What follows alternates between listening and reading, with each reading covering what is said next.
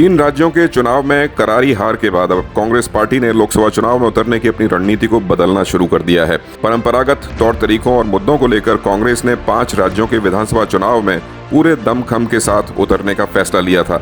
सियासी जोर आजमाइश और कवायद के बाद भी 4 राज्यों में से केवल तेलंगाना में ही कांग्रेस को सत्ता नसीब हुई है। बाकी 3 राज्यों में कांग्रेस को मुंह की खानी पड़ी है। राजस्थान में कांग्रेस की सरकार चली गई और छत्तीसगढ़ में भी कांग्रेसी खेमे को इस चुनाव में मायूसी ही हाथ लगी है। वहीं मध्य प्रदेश में ओवर कॉन्फिडेंस के चलते कांग्रेस को करारा राजनीतिक झटका भी लगा है।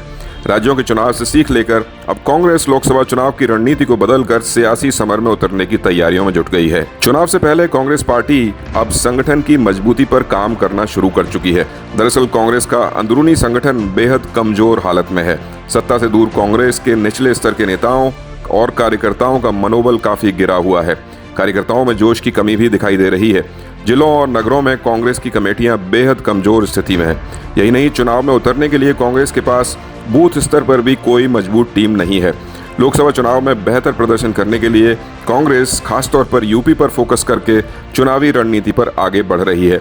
संगठन की अंदरूनी कमियों को पूरा करने के लिए कांग्रेस नेताओं ने अब कमर कस ली है। चुनाव से पहले कांग्रेस हाईकमान उत्तर प्रदेश के हर जिले, तहसील, नगर और गांव तक कार्यकर्ताओं की नई खेप तैयार करने में जुट गया है।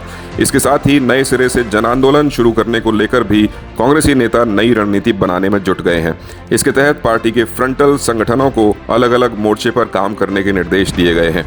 प्रदेश कमेटी की बैठक में तय हुआ है कि मुख्य कमेटी पदयात्राएं निकालकर गांव-गांव और शहर-शहर जन जागरण अभियान चलाकर लोगों को कांग्रेस की नीतियों से जोड़ेगी और चुनाव में कांग्रेस की सरकार आने के फायदे गिनाएगी। कांग्रेस की कोशिश है कि लोकसभा चुनाव से पहले उत्तर प्रदेश समेत देश के दूसरे राज्यों में जहां कांग्रेस कमजोर हालत में है, वहां नए सिरे से सियासी जमीन तैयार कर ली जाए।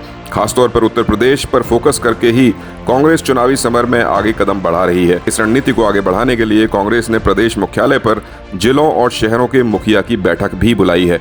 पार्टी के पिछड़ा वर्ग विभाग को जातीय जनगणना और आरक्षण का दायरा बढ़ाने जैसे मुद्दों पर जिलों में सम्मेलन कराने के निर्देश भी दिए गए हैं। इसके अलावा अल्पसंख्यकों को चुनाव में साधने के लिए भी कवायद शुरू कर दी गई है। 3 राज्यों के चुनाव परिणाम से अल्पसंख्यकों और मुस्लिमों के बीच कांग्रेस को लेकर निराशा का माहौल है।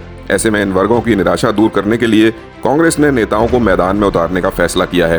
कांग्रेस का अल्पसंख्यक विभाग भी मुस्लिमों के बीच रचनात्मक कार्यों के जरिए पैठ बढ़ा रहा है।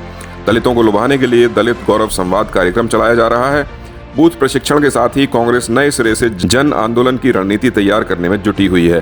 पार्टी के वरिष्ठ नेता जमीनी स्तर पर जाकर जनता को यह भरोसा भी दिलाएंगे कि 3 राज्यों में भले ही परिणाम पक्ष में नहीं है, लेकिन उत्तर प्रदेश में इस बार कांग्रेस वर्चस्व कायम करने जा रही है। कांग्रेस के प्रदेश अध्यक्ष के मुताबिक प्रदेश कार्यकारिणी की पहली बैठक में कई अहम फैसले लिए जाने हैं। विभिन्न राज्यों के चुनाव परिणाम से यह साफ हो गया है कि भाजपा से मुकाबला सिर्फ कांग्रेस ही ले सकती है। ऐसे में कांग्रेस लोकसभा चुनाव के लिए पूरी ताकत झोंक देना चाहती है। अब देखना यह होगा कि जिलेवार कांग्रेस की चुनावी कवायद किस तरह चुनाव में रंग लाती है और भाजपा को चुनौती देने के लिए कांग्रेस किन किन तरीकों से गांव से लेकर शहर जिलों तक अपना मजबूत संगठन बनाकर जनता के बीच पहुंचती है।